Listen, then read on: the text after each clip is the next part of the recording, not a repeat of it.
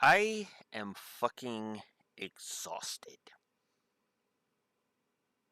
No, seriously, I'm fucking exhausted after watching that fucking these fucking 6 episodes. Now, you might imagine, you might think, well, I mean that makes perfect sense, Blue Wolf. 6 episodes, right? And a frickin'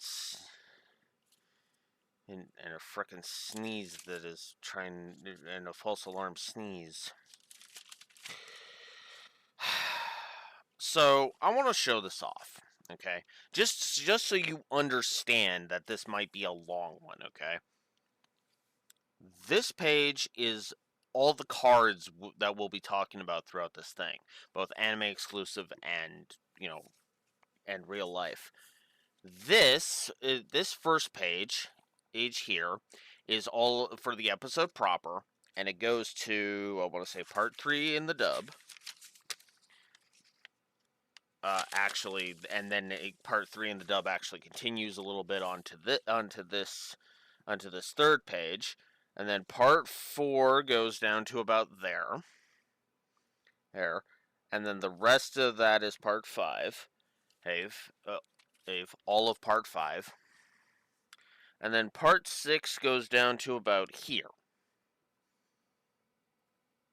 Yeah, down to about here. Here on my page. Then the rest of that is for part 1 of the sub. And then those 2 pages are all of the rest of my sub notes. Yeah, I might be talking about this one for a while, just as a heads up. So, let's get started. As ever, I don't really have a definitive, like, this is how long I want this video to be. Right? I have how long I expect a video to be, but not how long I don't set a limit for my stuff. I just talk until I'm done. I am a copycat of the lore runner, after all. So, let's start off with the points. Just get the points off the bat. Just there right off the bat. Because I gave this entire 6-parter a D rank episode because parts 5 and 6 really pissed me off. Fun fact: part 5, Resurrect the 3 Legendary Knights, would be a rant view if I was looking at these episodes individually. I'm not even fucking joking. I literally would give rant view status to part 5 if I was looking at it just individually. Think about that for a second. Think about what that means. Think about what an episode I would actually consider to be rant view status in the middle of a multi-parter means. Because I sure as fuck had to think about that for a second. But no, yeah, if I was looking at the episodes individually, part 5 would be a rant view. And I mean that sincerely. Part 5 of this episode is utter fucking gutter trash. Yes. Now, if you don't fully know what all is entailed by part 5, we'll go ahead and we'll consult my dub notes here. Let's see. Talks about how Pegasus learned about the legendary knights about the legendary dragons being knights, which was either always their true form, and then they were just somehow transformed into dragons, which is never explained in the sub, or Dartz changed them from they were the legendary knights of Atlantis, who were then transformed into the nameless dragons. I like that explanation better, by the way. Then Dartz basically plays head games. He continues his head games from part 4 about how he's a cursed pharaoh, and like seriously, he says cursed. You have a cursed soul like 5 or 6 times in the sub, and I just fucking hated that. And then, of course, he looks into himself, and oh, look at that! He has friends, which, of course, the light of those bonds, which has been a consistent theme throughout the entire fucking show, all 100 and all 176 fucking episodes of this show before this fucking point, and considering that's part 5 that does that, we have to add it, so 180 episodes before that point. Wait.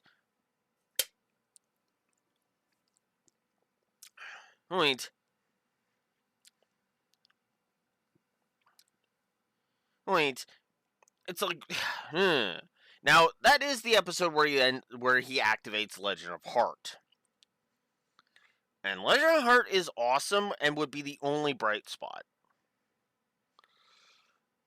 But I have to admit, combine that with also combine that with the recap of the recap that Atem says in I want to say it's part 5. I wrote it down. Hang on.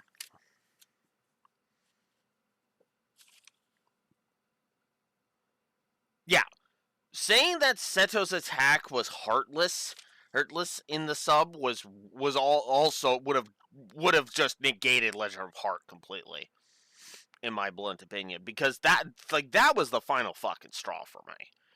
But we'll talk about the Mirror Knights and why Kaiba made the right decision, and the correct and the right decision, even if his reasonings weren't, later. And then the only thing I like from that thing is the barrier getting completely banished, and having having the VAs of the Legendary Knights be the VAs of the 3 characters in both versions. It's worthy of note. The Japanese voice actors for Atem, Jinochi, and Seto are the same voice actors for Timaeus, Hermos, and Critias, respectfully. And then in the dub, of course, Timaeus is voiced by Dan Green. Hermos is voiced by Wayne Grayson, and Eric Stewart voices Critias. Because, duh, right?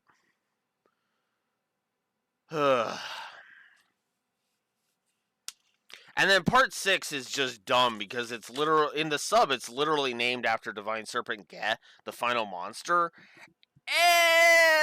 And it lasts all of 6 or 7 minutes before the episode name is completely nonsensical at that point. So yeah, part 5 really fucking sucked, and then part 6 was not very good either. So I'm going to cover the duel as we go, to kind of get across the point of how well, you know what? No, let's cover the episodes in general first, and then we'll go ahead and we'll cover the duel, because the duel is actually the best part of this episode. Shenanigans of the fucking infinity attack points garbage notwithstanding, but we'll get there later, because I have a headcanon that can circumvent it. Thank you, real world version of Timaeus the Knight of Destiny, for that, but we'll get there later.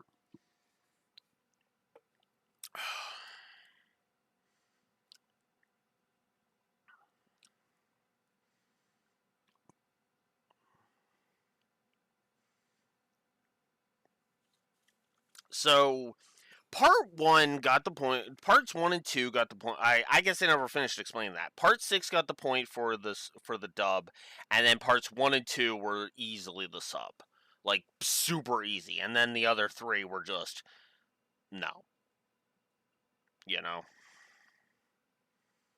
So part 3 was dumb, and Atem's stupidity basically dragged that so that neither version got points in that one. Part 4 was was him dealing with that. That one I'm gonna say neither to, because that actually was decent. And on top of that, at best, I would probably give it to the dub, just because of the ancient Egypt shit. I think the ancient Egypt shit was better presented in the dub. Mostly because it actually gave a reason for why Dartz didn't capture Atem's soul all the way back then, instead of waiting waiting another 3 fucking millennia. Seriously, you had the most powerful soul on the planet right there, and you decided to wait 3,000 more years after you had already been waiting 7?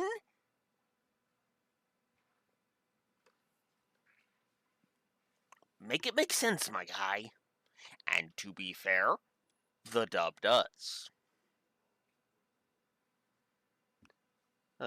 There was another evil threatening the planet, and I decided to let you handle that one. I didn't have the power or to oppose it. And taking you out of the equation would have royally screwed things. Considering that we basically see a preview of the Millennium World arc in Part 4, yeah, you can those that have seen the Millennium World arc know what exactly Dartz was wanting Atem to deal with. Anywho.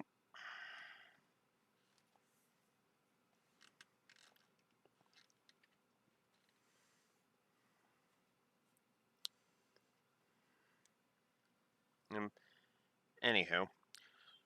So we actually open on part 1 actually opens on them still on that roof of that building when it starts to collapse. Atem does try to save Raphael, but it's not working. So Raphael basically saves Atem, hands him a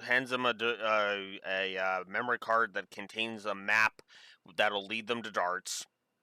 Good stuff. I'm just checking my stuff.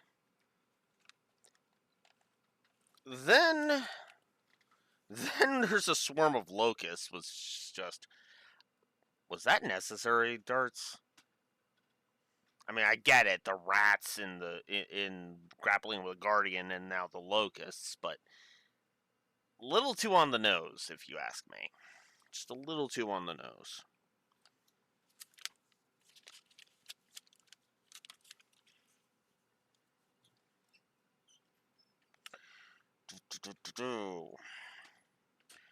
So then Dartz recalls all of his Orichalcos soldiers, which I gotta ask, why the recall?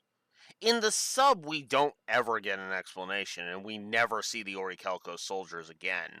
They are officially gone. But in the, at least in the dub, it's hinted at that Doma kind of absorbs their power in order to continue to revive.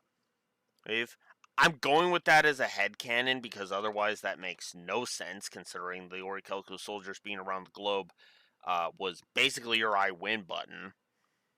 So, whatever. Why not recall it just before the Armageddon begins? When Doma is ready to wake up. AKA at the end of this 6-parter.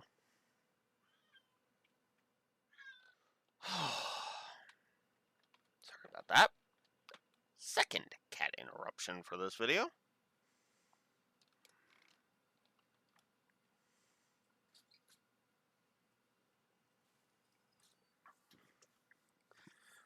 So then the Navy diverts the KC helicopter to a carrier they're on, effectively so the Navy can explain, okay, look, our hands are tied, right, so can you go deal with Dartz? Dartz, please? Thanks. Which is not too far off from what the dub posits.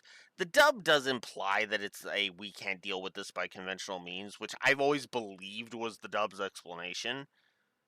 They don't actually say that in the dub. They say that we can't do anything in a game.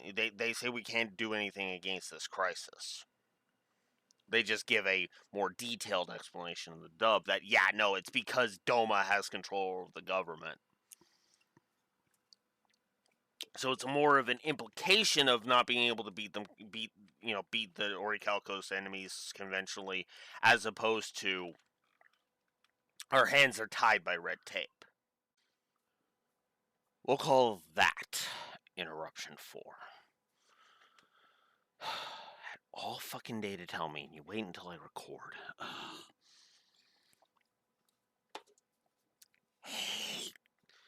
Hey, this is why I'm not a pet person. Where the fuck was I?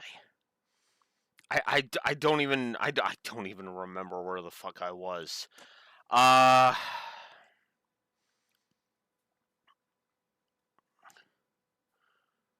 Right. The Navy thing. So the Navy talks about how, their hands are tied, right? Because the governments are in Doma's control. Okay. Now, what's funny is again, it's more implied that it's because of, the unconventional thing that me and a lot of other people always assumed based upon the dialogue in the dub. Although, admittedly, they don't really give a good, detailed explanation in the dub. They don't even really say we can't really beat them conventionally. They say that we have to rely on the champs of Duel Monsters. Effectively, because it has something to do with Duel Monsters, we figured let the Duel Monsters experts handle it, right? Which makes a degree of sense. And it's not the stupidest thing in the world. But, yeah, that does make sense.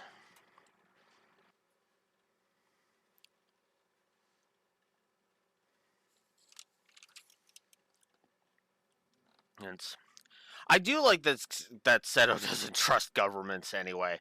Or, to be more accurate, he kind of doesn't trust the competency of governments. Which, more relevant of a topic than you might think.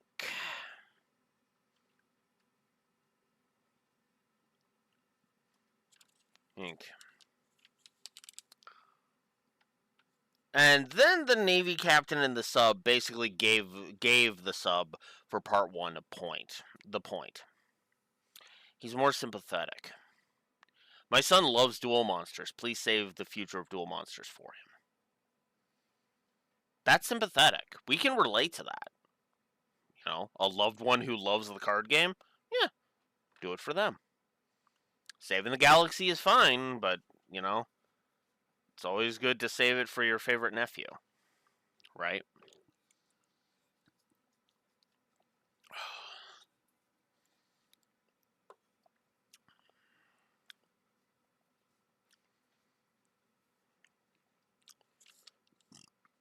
Also, if that didn't give the point, give the sub the point, Seto's intrigue at Gygus' immortality, hell, he would have been. Because in the dub, he was like, you didn't have me to bail you out last time.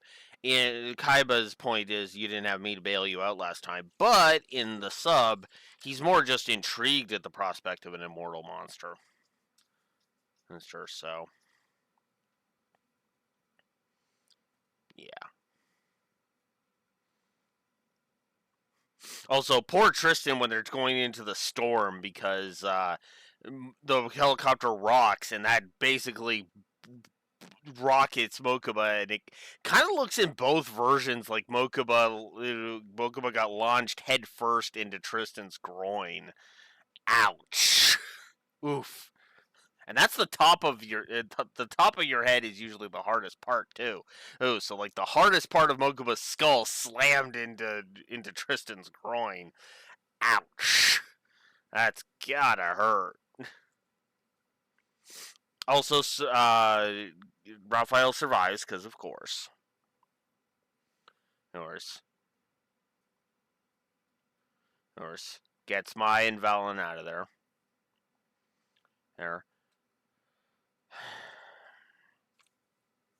And I love how when Atem is just like, all right, let's do this. Basically is dramatic and is like, it's time to save the world. Kaiba is just like, do you always have to be so dramatic? Says the master of extra. I mean, who's going to have a dual disc built into their very coat? In D-Sod? Hmm? Hmm? Which one of you will have that, Kaiba? Yeah, that's what I thought. So, 10,000 years of Dartz collecting souls, and he's apparently only collected millions according to the dub. They don't actually give a number in the sub. Millions is all you got in 10,000 years, though? Now, I don't know if this is Doctor Who syndrome, but I feel like it might be. Or could just be or it could be the dub writers trying to add nuance where there was none originally. Because of the whole,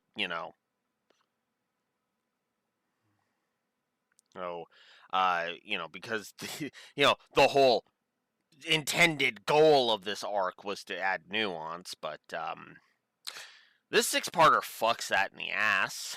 But we'll get there. We'll get there later. So then they both challenge him. In both versions, Dartz basically says, "Hey, I'll get 2 souls for the. Okay, that saves me the trouble. Yeah, both come after me." Just without the whole double the life points thing that the Big Five pulled. Though, which is kind of funny, when you think about it.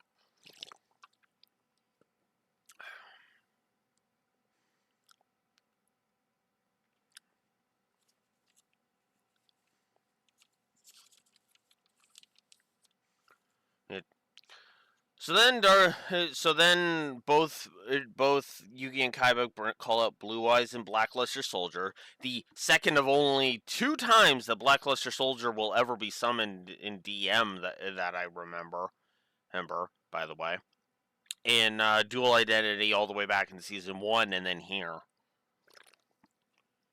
I don't know if he's called out later. He might be in the Millennium World arc, but as far as dueling goes, yeah, only 2 times. And even then, I think it's basically just Atem takes on the power of Blackluster Soldier.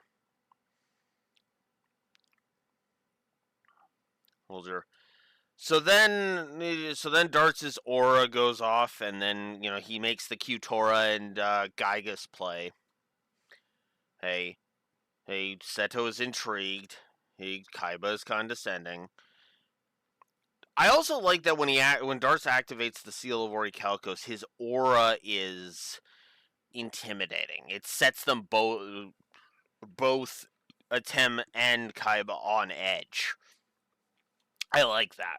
I really like that. Yeah, because that makes perfect sense.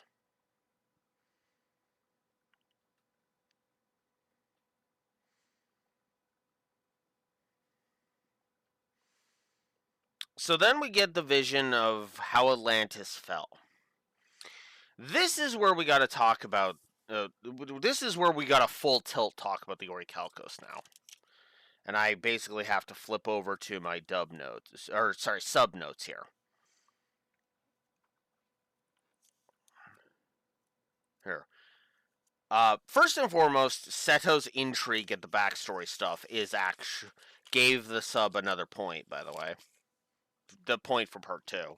Yeah, Seto basically ensures both points.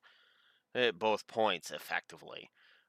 Seto locked it in part 1, and he cements and he earns the sub its point in part 2. So Dartz is talking about how, humanity is corruptive and blah blah blah blah blah. My civilization fell. We blah blah blah blah blah. Dartz literally says that in the sub that the Orichalcos feeds on darkness. Now, what do you think that means?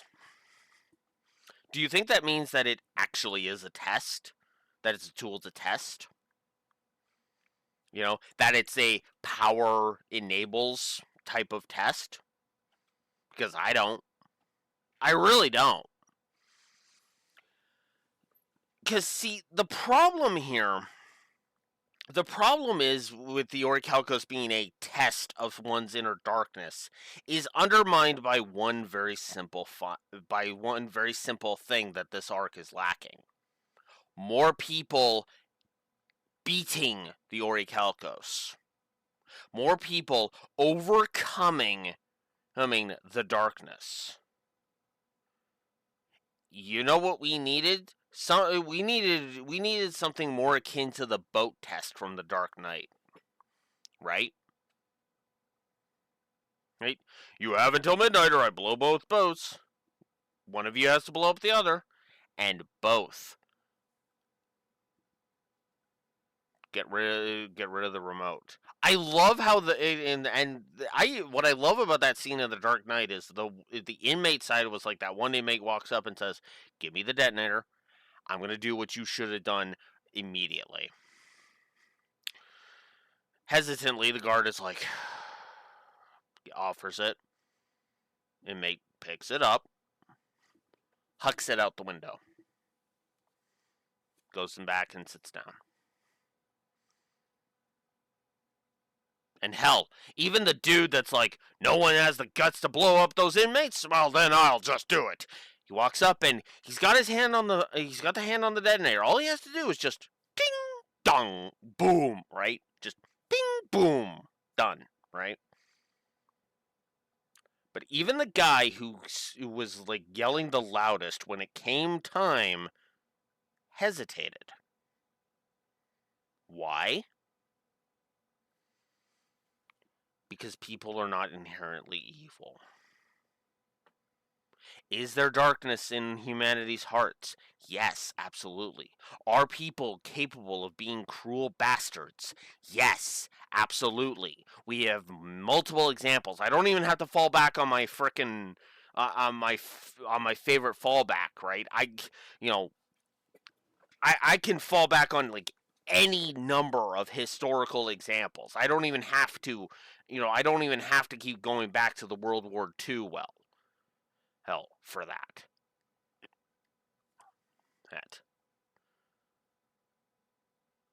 If we I Because again, this arc is basically saying humanity sucks and needs to go die in a fire. Well, speaking as a human, go fuck yourself, Doma Arc. No, seriously, go fuck yourself, Doma Arc.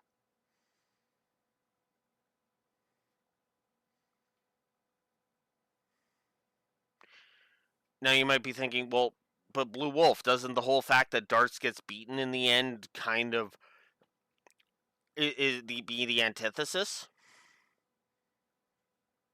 Yes.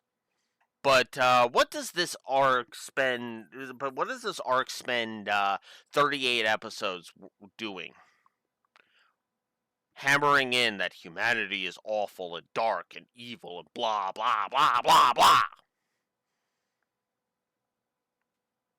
With two examples of somebody overcoming their darkness. Two. In the whole fucking thing. And I'm not even talking about Atem's Spirit Quest. Let's leave Atem's Spirit Quest at the door. Because I can see that one being a bit of a debatable. Here's the thing.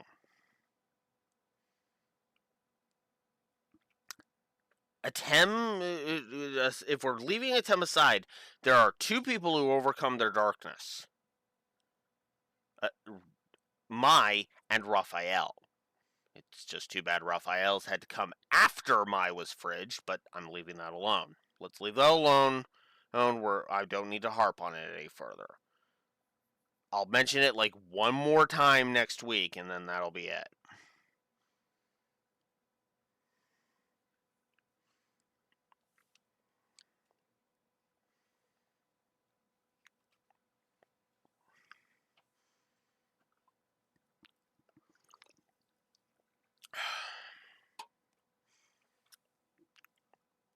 Yes. But no, the Orichalcos corrupted it. Because the problem with the Orichalcos is that it's a dark power that the people of Atlantis were constantly being exposed to. In other words, without even knowing it, which just makes the point even fucking stupider, by the way, because they did not know. Oh, it was corrupting them. Because what the Orichalcos is effectively the fuel for Doma. When what the Orichalcos should have been, repeat, should have been, and what they intended it to be, was very similar to my interpretation, and I want to stress that phrase, my interpretation of the dark side of the Force in Star Wars. Okay? Because the dark side of the Force can be used by more than just Sith. Now, obviously, if you plunge headlong into the dark side, if you plunge into the dark side full tilt, yeah, you'll descend fast. But if you much like Anakin Skywalker did, but be more like Luke and just kind of dabble in the dark side.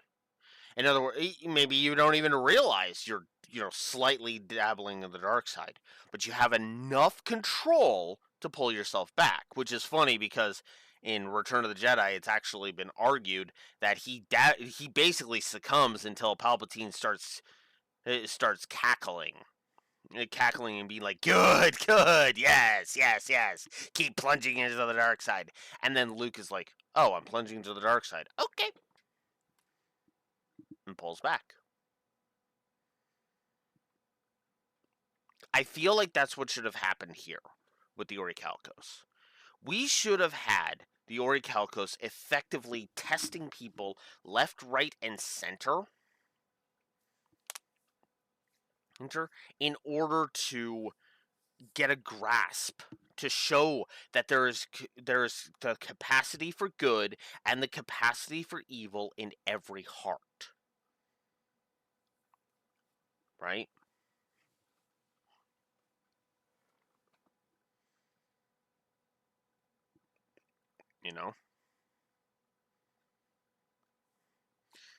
Because as the Orichalcos is presented in this arc in both versions, in my opinion, the Orichalcos is saying that someone who takes a candy bar from a store and walks out without paying for it is the same level of evil as a child molester.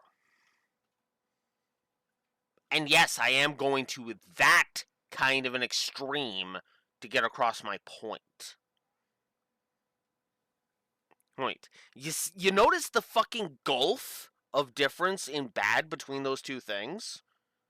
Like, I don't even have to talk about the pedophile little side of that. I don't even have to say shit about that. But what about the kid who just really wanted a chocolate bar but was short on change? Are we really going to say that he's just as evil? No. Fuck no. Especially if he doesn't do it repeatedly. But that's what I feel like this arc is basically saying. The point that Dartz is effectively trying to refute again and again and again. But the problem is that he basically says humanity keeps repeating the cycle, mostly because his or civilization fell into myth. Which means, no, there was no detailed records to explain what the fuck happened to Atlantis so that it couldn't be repeated. It also would have helped if the Orichalcos wasn't a factor at all in that. The Orichalcos or Doma, for that matter. And Dartz was and the Orichalcos was just a thing that Dartz discovered after the fall of Atlantis. Or was like the byproduct of Atlantis' fall or something, right?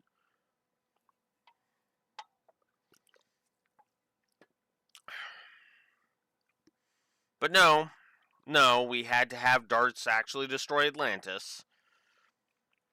Never mind the fact that later on in the sub, Dartz will literally contradict himself. But we're nowhere near that yet.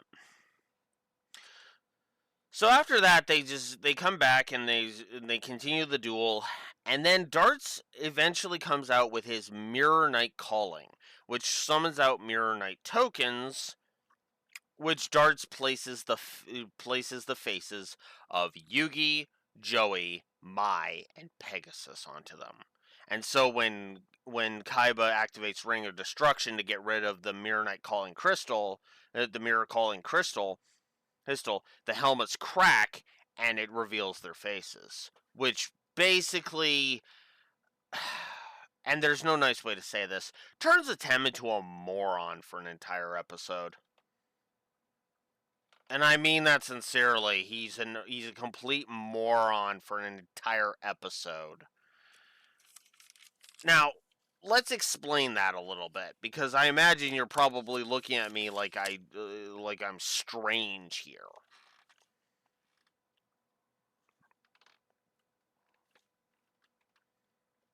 Here. Oh, let me. One more point I should bring up about the backstory of Atlantis. I do like that the Battle of Atlantis was a stalemate, by the way, which is stated more so in the dub than in the sub, but it is kind of implied in the sub, although it's used to justify saying that Tem has a cursed soul, but whatever.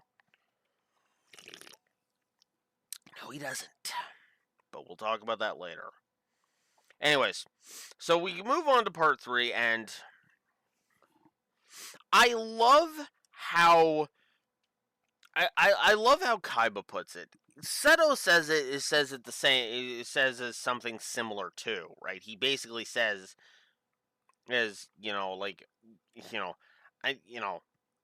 I have no interest in where souls go after death, kind of thing, is what he says in some translations. I forget the exact translation in this version, but it is pretty much the same. It's like, yeah, no. Oh.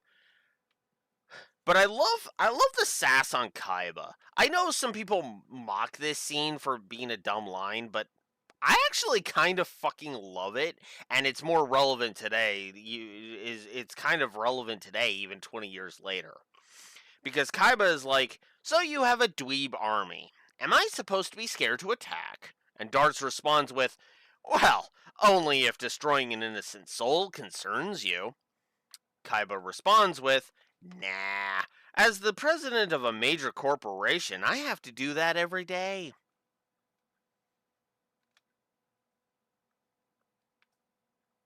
Insert whatever company you want to mock here. Here, it's all good. And since he's the head of a gaming corporation, name a gaming company to mock, I guess.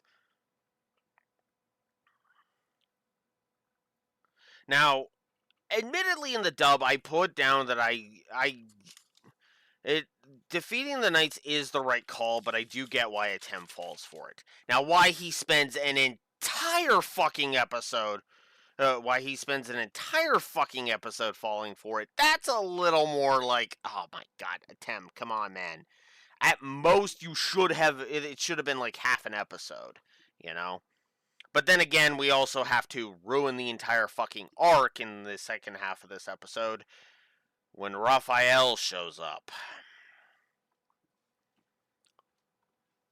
So, in the dub, Raphael turns on Dartz. You backstabbed me, you've been lying, I've been set free, blah blah blah blah blah. And Dartz is just like, yeah, okay, here, let me ruin the arc, and then have you and then have you give in to your rage, and that somehow lets the Orichalcos consume you. Fuck. At least there's an explanation of the Orichalcos is still inside Raphael in the dub to kind of handwave that. No explanation exists. This is in the sub for that, by the way. He just succumbs to the power of the Orichalcos. I guess because he's in Dartz's presence? I don't know. I don't know, and I don't fucking care. I'm sick and tired of the Orichalcos being inconsistent. Also, why did you need only 3 musketeers? Why not an army of duelists? Especially if, as we're about to find out, you were willing to manipulate and alter the lives of multiple people.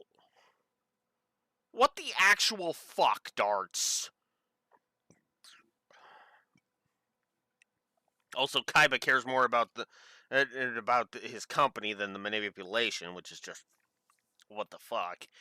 Speaking of,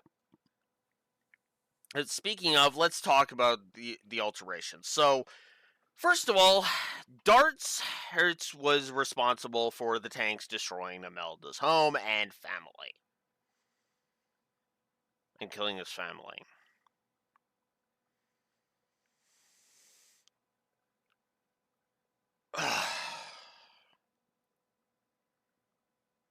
God damn it. Like, that just undermines the interesting intrigue that was given to us in the thing. Now, I still don't agree with the sins of the father concept, but again, there was at least a way to kind of do something with it. And of course they don't, because status quo is king.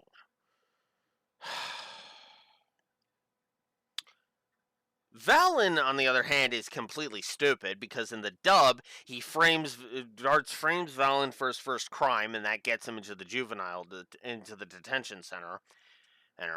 And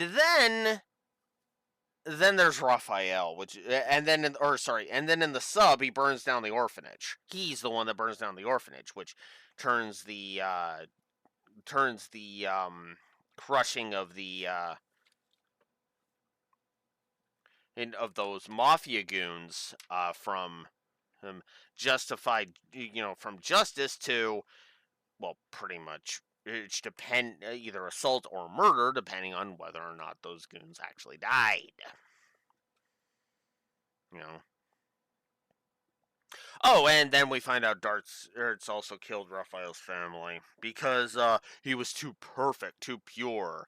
I needed you had a talent for duel monsters even at a young age, but your life was just too perfect. I had to ruin it.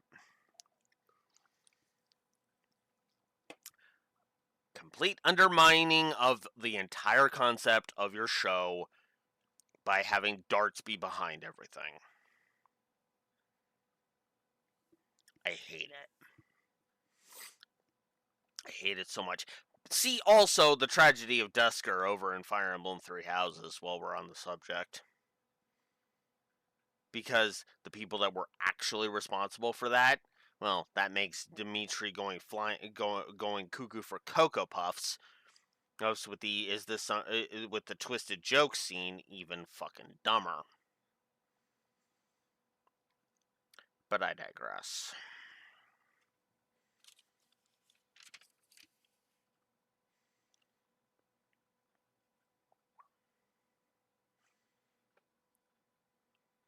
Also, the sub dialogue actually kind of proves my point. By even a Tem basically admitting that that destroying the knights isn't going to destroy the souls. Though him falling for it for the entire episode still does actually kind of ruin part 3, admittedly. Also, there is one point that Dartz makes just before he reveals that he's the mastermind of everything. And that is, he says that inequality will always exist. And it cannot be overcome. Bullshit. Inequality will always exist, but it can be overcome. Or at least I like to think inequality can be overcome. We are all different. But that doesn't mean we have to treat one side of society as inferior to the other. And I'm not even just talking like racism or sexism or classism or any of that shit. I guess I am talking about all 3 of those things, but that's my point. I'm talking about all of them. It's not just any one of those, it's all of them that I'm talking about. right?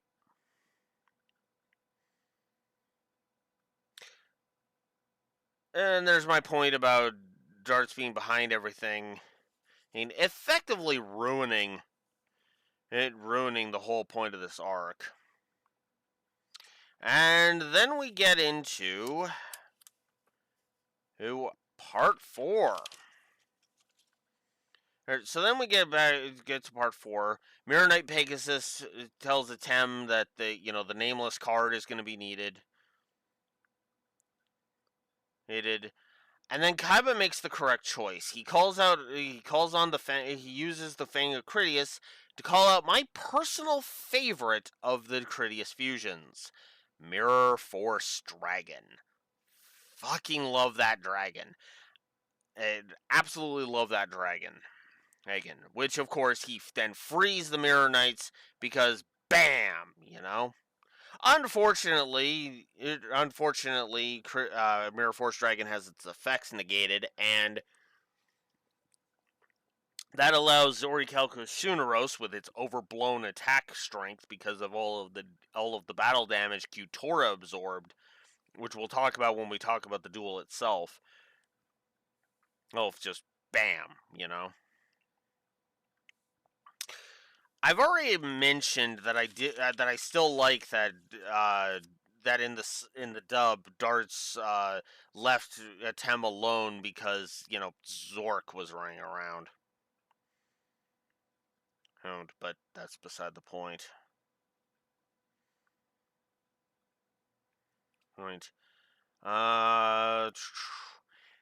sub also tries to say that Atem is the source of all darkness, which my notes just says it all on this one. My second of only 2 notes that I have for part 4 in the sub. Atem being the source of darkness is stupid and contradicted by Zork here in DM and Darkness in GX. Honestly, do I need to say more? Hell, it might be even contradicted by Dawn 1000 in Zexal. I don't know.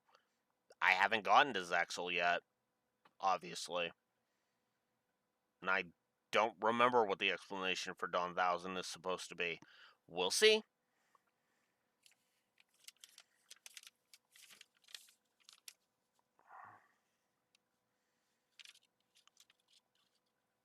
So then we enter part 5. And Pegasus talks about how he learned about the legendary dragon's secret. Well, in the dub, he says he discovered it. In the sub, he says he had a hypothesis about it because of how little information the nameless dragons had across everything. Although I will say I do like Yugi's faith in Atem. Him in the sub. That part I actually kind of like. But there you go. I also prefer that it was Dartz that transformed them, although I'm pretty sure I mentioned that already, so there you go. Also, I fucking hate that all of the you have a cursed soul shit, it is fucking believed at all by Atem. The animation, I didn't notice this in the sub, but in the dub, there's actually a hint of mind control on Atem to get him to try and surrender. But then the light in his heart, the light of his soul, actually shows up.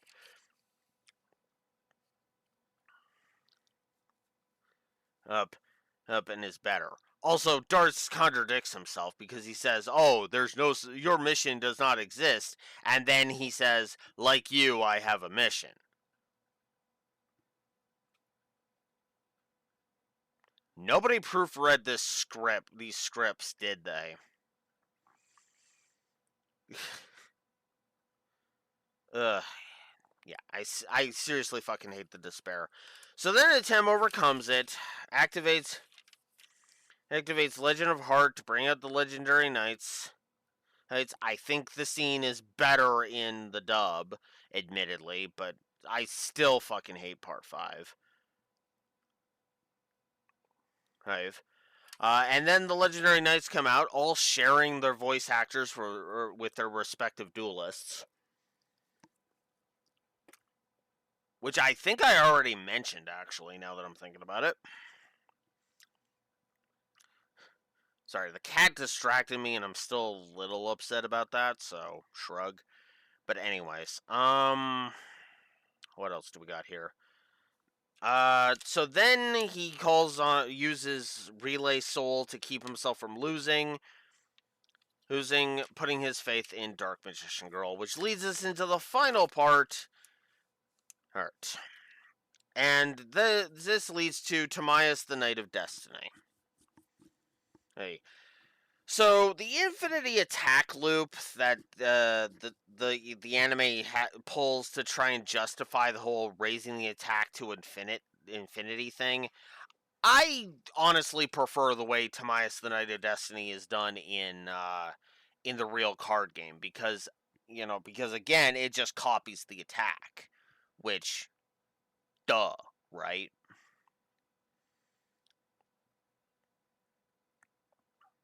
And and that's my headcanon, by the way. It's just it's just the real world effect.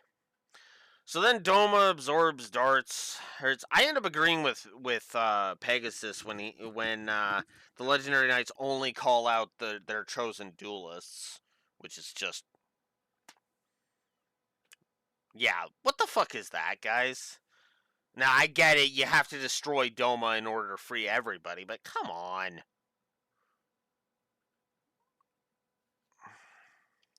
So then Yugi is back. Anzu and Tristan and Joey are all happy to see him. Tristan, Anzu, and Joey are all happy to see him. Big reunion group hung with the gang. And that was nice. Then Atlantis rises out of the sea. Because Doma is back, and with him Atlantis rises again. That was the whole point. And so they start to head off, and they're like, "All right, time to go finish this off. We got to go defeat Dartz." And Anzu says something that's incredibly irritating to me. In both versions, she basically says, "Don't go. You just got your soul back."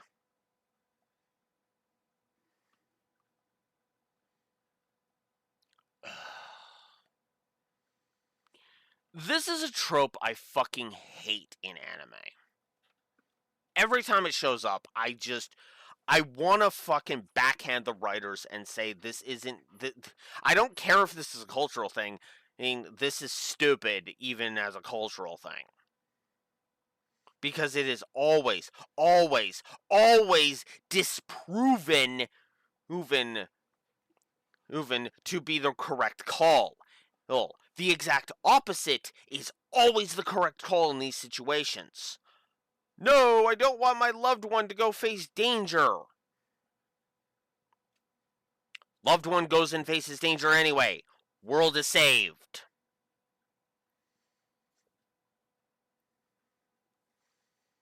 And, by the way, it's 9 times out of 10 when that happens, a world-ending threat. That the whole "don't go, I don't want to risk my loved one" is going off to face. The two prominent examples being right here with Anzu and frickin' Chi-Chi over in Dragon Ball Z.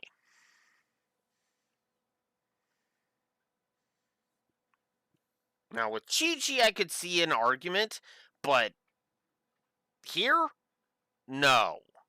Yugi has to go with Joey and Kaiba to go and deal with this.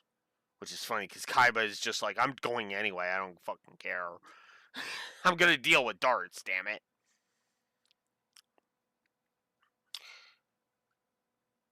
And then there's a comedic. I do actually kind of like the comedic dialogue, which is unnecessary, admittedly, in the dub, but it's freaking hilarious, and it kind of elevates Part 6, if I'm honest. Because when they're going off, I actually like it better than the dialogue in the sub. In the sub, it's like, I don't need a chump like you tagging along, and Jinochi's like, what? Come on! In the dub, it's actually a better gag. Don't you have someone else to annoy? And Joey responds, nope. Not at the moment. That was fucking great. That was fucking great.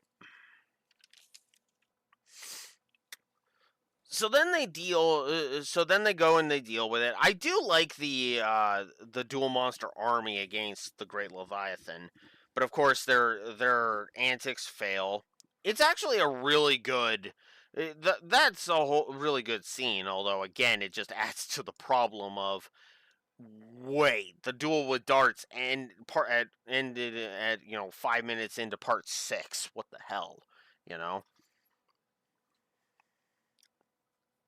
I almost feel like you could have shaved off a few minutes out of the previous episodes and just kind of trimmed it to get those 5 minutes into that. Maybe have the dun dun dong to be continued be when Doma Om Nom Nom's Dartz, but whatever.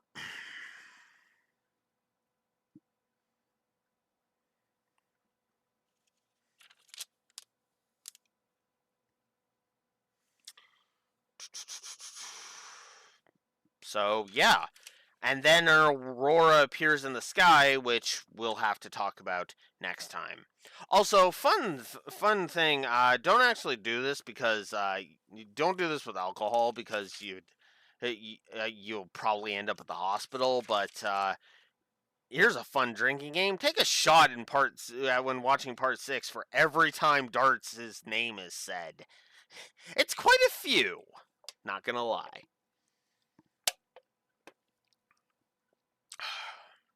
Anyways, now let's talk about the duel itself. Let's just talk about the action in the duel itself.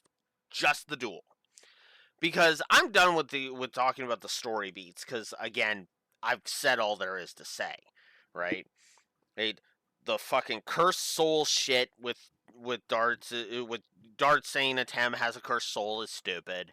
He's the source of darkness is contradicted by both Zork and darkness because there are definitely bigger sources of darkness. Hell, like literally, depending on I was actually thinking on based on the version you watch because in the dub the creator of the Shadow Realm is Zork, and in the sub, well, the entity that the dub would call Night Shroud is literally the god of darkness. So, well, I don't know if they ever refer to him as the god of darkness, but he's definitely an entity called darkness, and it's implied that he's basically the darkness itself. So whether he's like the grand ruler of the void or whatever, I don't know. Obviously, I would need to actually watch GX to specifically in the sub to figure that out. So, like I said, right at the beginning, right in the second turn, they get Blue Eyes Ultimate Dragon out on the field, and then brings in Dragon Master Knight. For its second of only 2 appearances. I feel like I've said that before. Oh wait, I'm actually wrong about that only the second appearance, aren't I? Because I forgot Legendary Heroes. Well, there you go. So Legendary Heroes is the third appearance. Ugh. Well, was the other appearance. Anyways, sorry about that. I'm sure you are all screaming at me in the comments. I'll probably have to remember to put text on the screen that says wait until I the dual analysis portion, and then give a timestamp of when that starts.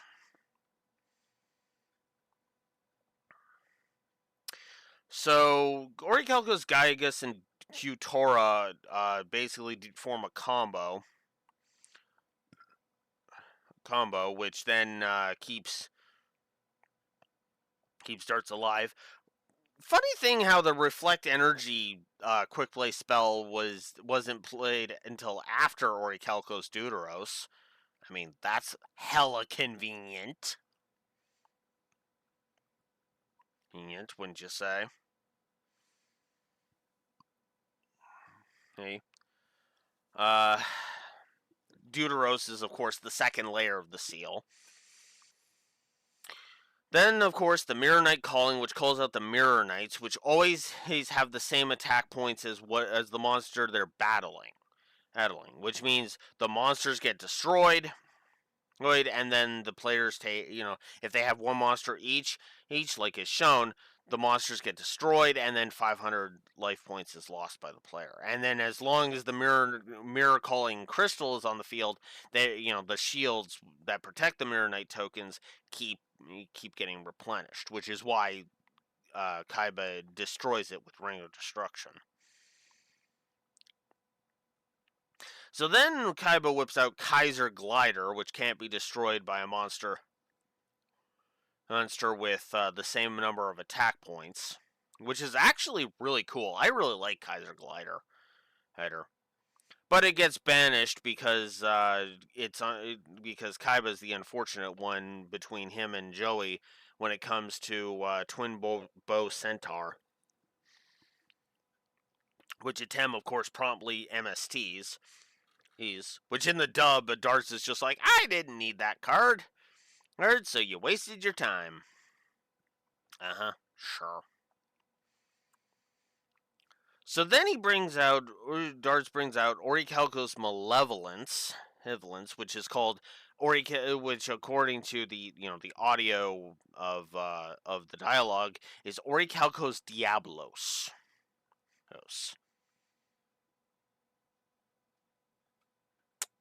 I like that name better. I'm just going to go ahead and say that. But then the third seal is activated. Orichalcos Tritos. So there are effectively basically three benefits to each of the seals. The first layer obviously is all of those, all of the row stuff, and the 500 point increase to attack. The second seal replenishes life points by 500 per monster at the start of every turn. And then the third negates any and all spell and trap cards that target monsters you control. Which is the key there, by the way. Mirror Force still blasts them away. Because it doesn't target, it just wipes everything out.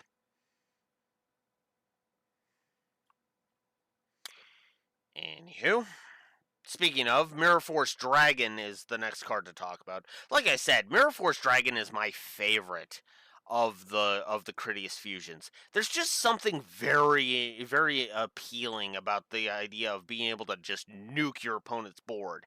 And if your opponent wants to target that thing, your opponent basically has to effectively accept that their board is getting nuked as a result of that attack.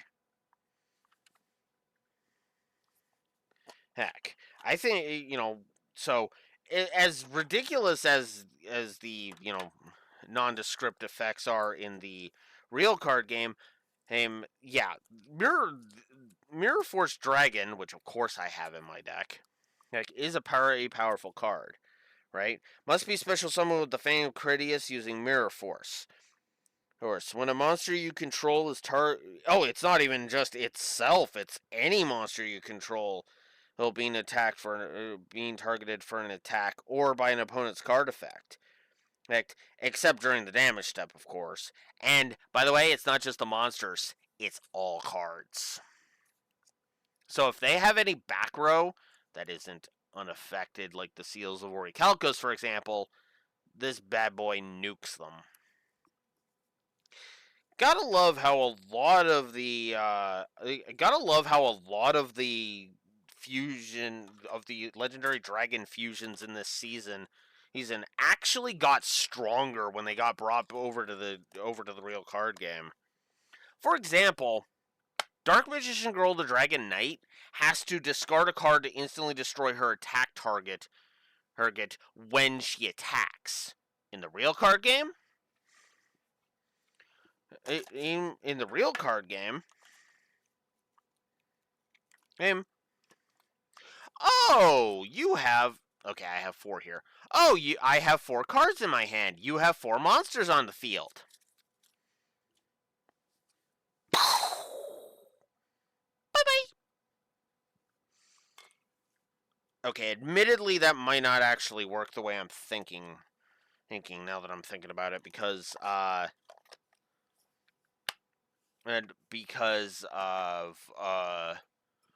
whatchamacallit. Let me see if I have my spellcaster deck real quick. Yes, I do. Ha! Okay, I only need this. Let's see. I should have a copy of you. Of course, I have 3 of you in there. 2 copies of you. Ah, there you are. Ooh, and your alt artwork, too. So yeah, Dark Magician Girl, the Dragon Knight in the real card game must be fusion summoned with the above fusion materials, Dark Magician Girl and 1 Dragon Monster, or with the Eye of Timaeus. Once per turn, quick effect. Oh. Never mind. I'm wrong. It's a once per turn. It's a once per turn. Not a hard once per turn, so if you can return it to your extra deck and then bring it out again. And you can keep going, but no, I'm wrong. It's once per turn. Ignore me. That's probably going to be another example of give him a minute. Which I actually think we haven't had a moment in these videos since the intro video, now that I'm thinking about it. Huh. Go figure. Anywho, let's go ahead and continue. But yeah, Mirror Force Dragon, awesome. Love him. Of him. But then Orichalcos Shuneros shows up. And because Qtora absorbed 19,500 life point damage, Shuneros comes out with 20,000 attack, which is just broken AF. I prefer the whole 1,000 attack and defense for 1,000 attack for every monster your opponent controls. Personally, and it comes out when your normal monster is destroyed. They really weaken Shuneros in the real card game, but then again, duh, right?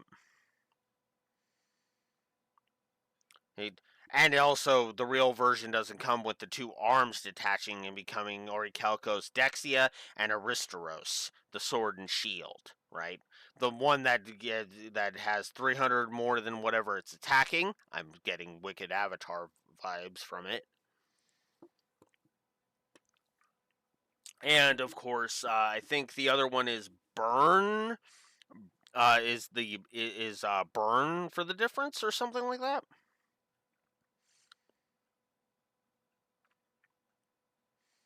But yeah.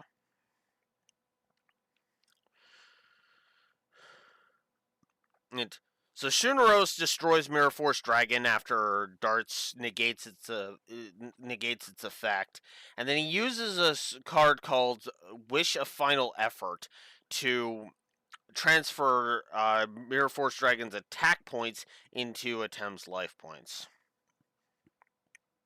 So then Soul Shield protects Obnoxious Celtic Guardian because, as again, Dexia. Dexia at that point would only have 1,700 attack.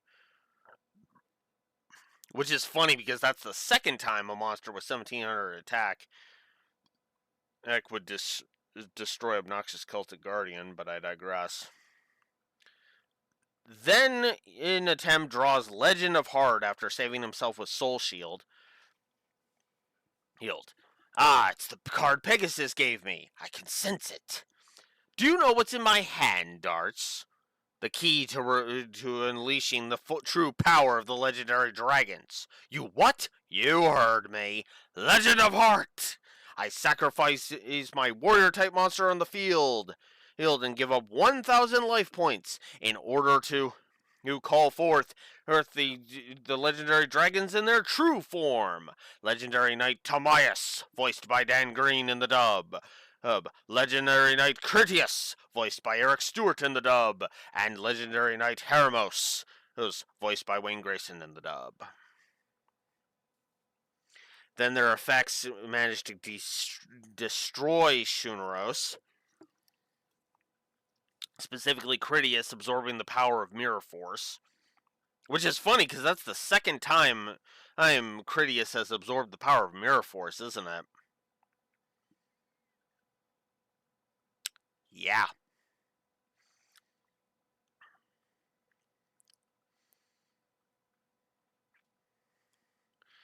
It, but, of course, when Shuneros is destroyed, Divine Serpent Gas shows up.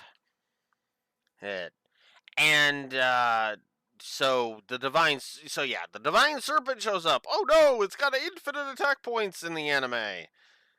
Ugh. I don't even want to touch that. And then, of course, Atem saves himself from losing with Relay Soul, which I already talked about, keeping him in the duel because he puts his faith in Dark Magician Girl. And then, of course, Timaeus, the Knight of Destiny, brings Atem victory in the duel, and then that leads to all the reunion stuff and everything that I've already talked about. And that's the end of the episode. And that's the end of my discussion on the episode, because again, and the duel ends 6 minutes into part 5, or sorry, part 6, but I digress. Yes. But yeah. So, what ruined this episode for me? You might ask. Everything? I think is an appropriate answer to that. Yeah, I think everything is the appropriate answer to that. I don't like this episode. I don't like this 6-parter. I never really have, but I admit it's basically because of the later parts. It is effectively part 4 and on that ruined this for me. Give me a second. Well, I would say the second half of part 3 and on. It's basically from part 3 on. It just starts dragging because it ends up taking forever. I mean, for fuck's sakes, literally the first move of the duel literally takes the entirety of the first episode and the first half of the second episode, because of course the first half of part 2 is the Tragedy of Atlantis, so that at least makes a degree of sense, right? But then dealing with the Mirror Knights takes the entirety of part 3, which then also is interrupted by us ruining the entire premise of the entire fucking arc. I've bitched enough about that. And then, and frickin', part 5, like I said, is us basically just shitting on Atem's character constantly. Like, not even trying to point out anything that was, that any kind of deficiencies in his character or anything. But no, just literally shitting on him worse than some YouTubers I've seen. Well, I guess I should say a certain YouTuber that I've seen, which I'm not going to name because I don't watch him anymore and I don't care to give him shoutouts. And I learned my lesson on callouts too, while I'm on the subject. Anyways, but yeah, no, that the Doma arc has pretty much been ruined for me at this point. And I know what you're thinking. Blue Wolf, you still got 2 episodes left, right? Yeah, but those 2 episodes aren't going to change my mind. The Doma arc sucks. I'm sorry. The Doma arc has been officially ruined to the point where there's nothing the next 2 episodes can give me that will make it better, you know? Just one more episode. Just one more fucking episode. If the next 2-parter gives me nothing to talk about, then I am definitely going to end this thing with a thingy. Like, I'll probably also do a primer thing. Like, I'll probably gather some thoughts and then start doing a bunch of, do like I did for the end of season 2, and just rank the episodes up to give you my ranking of season 3 of all the season 3 and season 4 episodes. Right. Which, fun fact, just one last thing before I go. That's how much of this notebook I have actually filled out with just season 3 and 4 alone, pretty much. Actually, I think there was still some season 2 stuff. Oh yeah, no, sorry, there was a bit of season 2. So season 3, season 4, and the and the and basically like the final third, the final half/third of thing, because this notebook actually, because my other one got ruined, started at the Anchor Duel. What an interesting duel for this notebook to start with,